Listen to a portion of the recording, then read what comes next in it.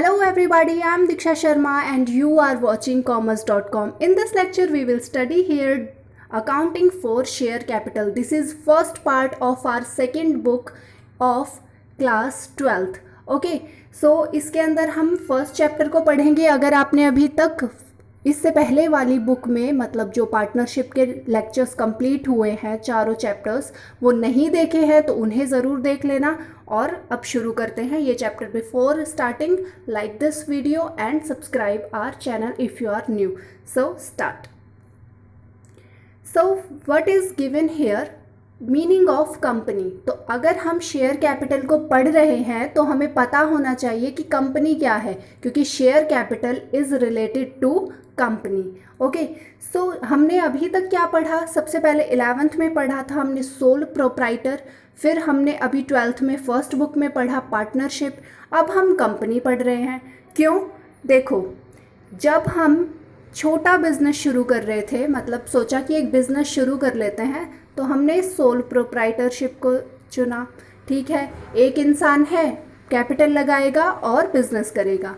लेकिन फिर उसके बाद हमने सोचा कि 2-4 लोग मिलकर एक फर्म बनाते हैं जिसमें कि लायबिलिटी क्या होगी, ये फर्म कैसी होगी जिसके अंदर लायबिलिटीज़ पार्टनर की अनलिमिटेड होगी डेफिनेटली, क्योंकि उन्हें अपनी पर्सनल प्रॉपर्टी में से भी at the time of dissolution पैसा लेके आना पड़ सकता है. लेकिन कंपनी क्या है?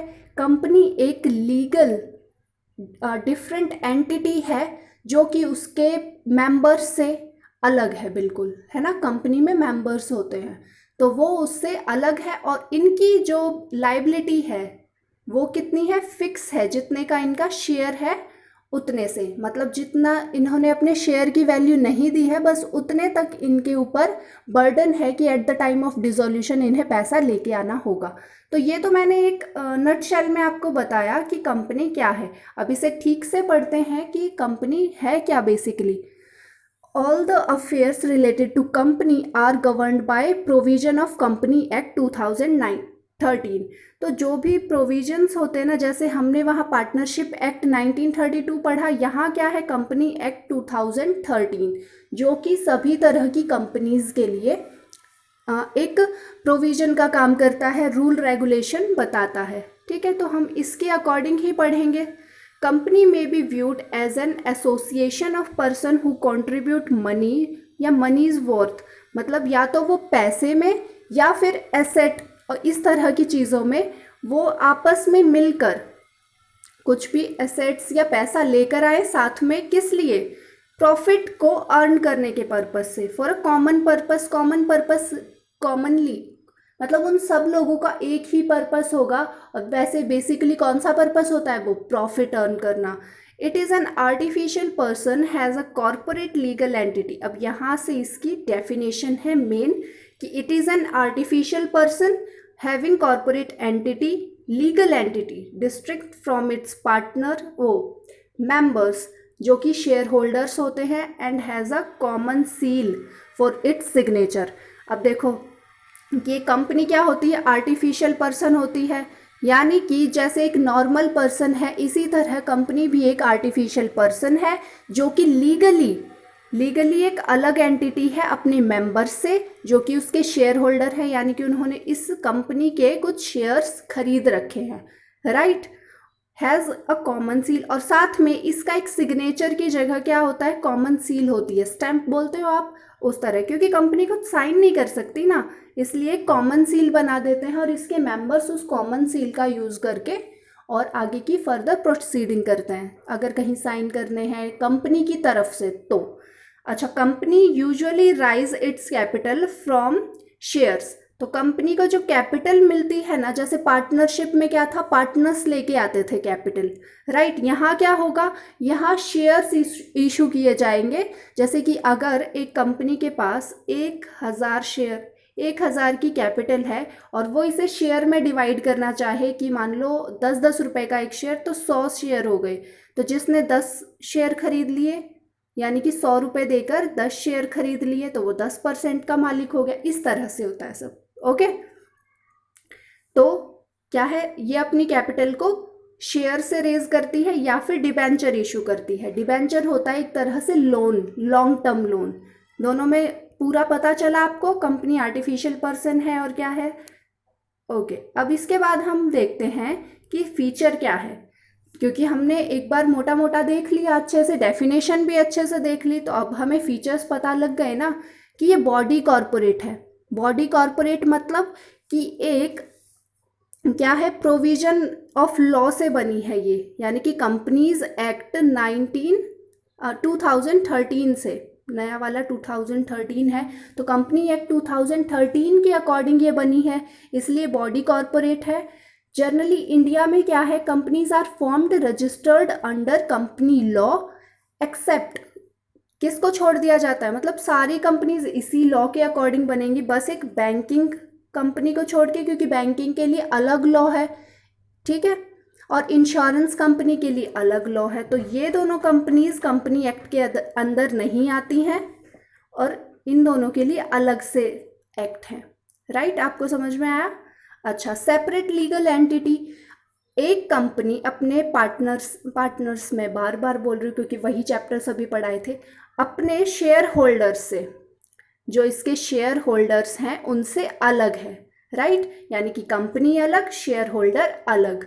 राइट, लिमिटेड लाइबिलिटी, अब जो इसके शेयर होल्डर्स हैं या मेंबर्स हैं उनकी क्या होती है, लाइबिलिटी लिमिटेड होती है। कहाँ तक, जितनी उन्होंने गारंटी दे रखी है, मतलब जैसे अगर किसी ने 100 रुपये का शेयर खरीदा, ठीक है, 100 रुपये के शेयर खरीद रखे हैं और उसने पे सिर्फ अभी 90 किए हैं, तो उसको कितनी और देने पड़ जाएंगे जब भी कंपनी मांगेगी, तो सिर्फ 10 रुपये की इसके ऊपर लाइबिलिटी और बाकी है। राइट, इससे ज़्यादा नहीं। क्लियर? अच्छा, परपेचुअल सक्सेशन, परपेचुअल सक्सेशन क्या होता है कि कंपनी एक आर्टिफिशियल एक पर्सन है जो कि क्रिएट किससे हुई है, लॉ से, to exist irrespective of the charge in the membership.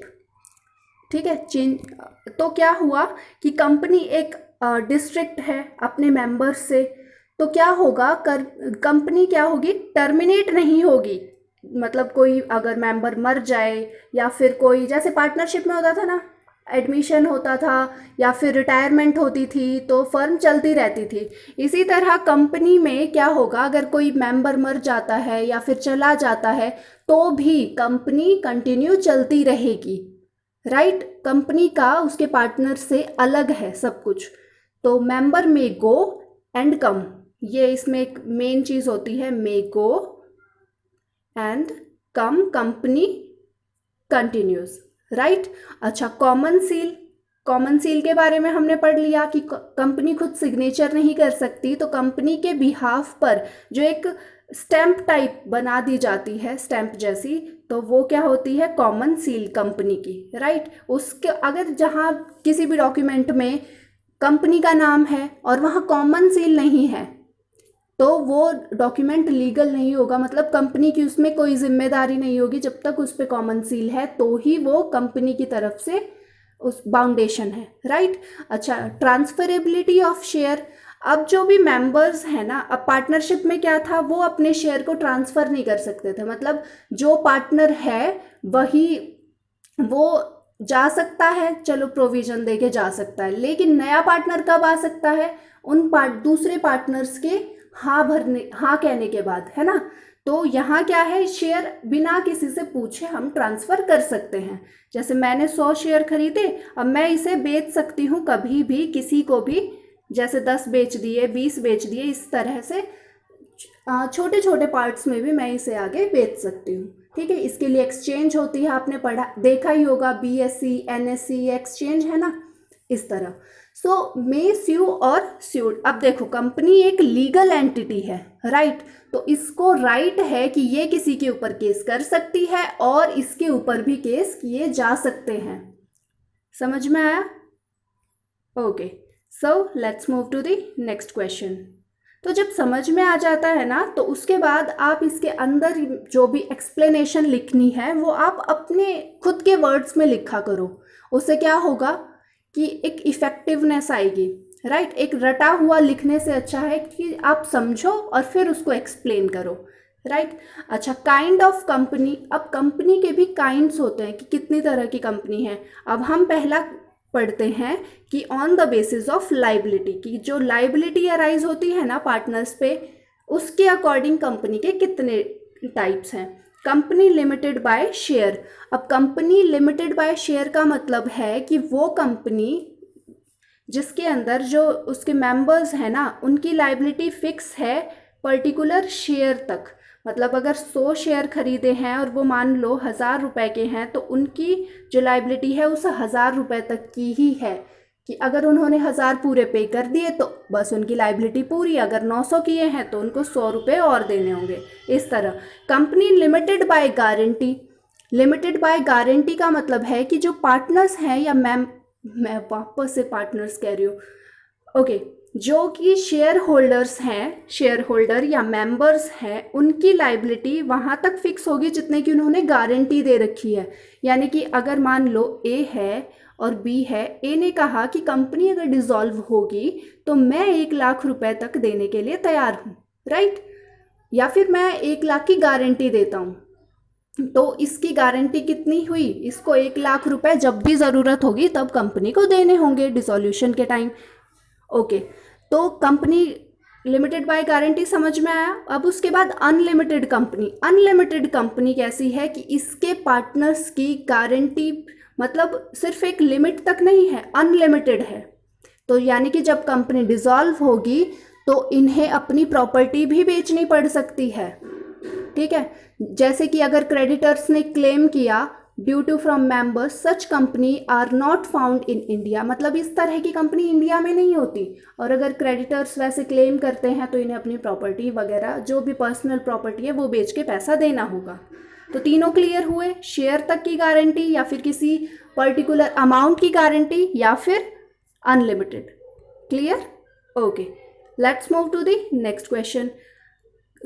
Sorry, question नहीं, company. Okay, so on the basis of number of members. अब नंबर ऑफ मेंबर्स के अकॉर्डिंग कितनी मतलब तरह के टाइप्स हैं। Public company, private company, one person company, OPC, ठीक है। तो पब्लिक कंपनी कौन सी होती है, इनके जो डिफरेंसेस हैं वो भी इंपॉर्टेंट है, वो शायद मैंने इस स्लाइड में ऐड नहीं किए, वो मैं नेक्स्ट में कर दूंगी। ओके, सो पब्लिक कंपनी कौन सी होती है, बेसिकली जिसके अंदर गवर्नमेंट का शेयर 51% से ज़्यादा हो, ठीक है, जैसे LIC, ठीक है। तो इसमें अभी क्या है, LIC ने सिर्फ अपना 10% स्टेक बेचा है। अभी रिसेंट मतलब 1-2 महीने पहले की न्यूज़ है कि 10% शेयर क्या होगा, वो प्राइवेट जो भी लोग हैं, मतलब हम जैसे लोग उसमें खरीद सकते हैं शेयर। वरना अब तक क्या था, LIC पूरी की पूरी गवर्नमेंट थी, यानी कि गवर्नमेंट के पास ही उसके सारे शेयर्स थे। तो ठीक है, समझ में आया। पब्लिक कंपनी 51% या उससे ज़्यादा शेयर किसके पास हो, गवर्नमेंट के पास। अब प्राइवेट कंपनी बिल्कुल ऐसे ही, प्राइवेट जो भी एंटिटीज़ होती हैं या प्राइवेट जो पीपल या कंपनीज होती हैं उनके पास, मतलब नॉर्मल जनता के पास 51% अगर शेयर हैं तो वो प्राइवेट कंपनी हुई। वन पर्सन कंपनी जिसके अंदर, ये कौन से सेक्शन के अकॉर्डिंग है, रूल नंबर 3 है ये उसका 2013 जो कि अपना कंपनी एक्ट है उसमें। तो वन पर्सन कंपनी ऐसी कंपनी है जिसमें एक नेचुरल पर्सन होता है और वो इंडिया का सिटीजन होना चाहिए और इंडिया का रेजिडेंट भी होना चाहिए, वही एक वन पर्सन कंपनी बना सकता है। और ये नॉन बैंकिंग फाइनेंस कंपनी नहीं होनी चाहिए, ये इस तरह के कुछ रूल्स हैं। और उसकी पेड अप कैपिटल भी कितनी होनी चाहिए, 50 लाख। जो भी मैं बोल रही हूँ ना लिख लो, ठीक है। यानी कि उसकी पेड अप कैपिटल कितनी होनी चाहिए, 50 लाख या उससे ऊपर, मिनिमम तो 50 लाख होनी चाहिए।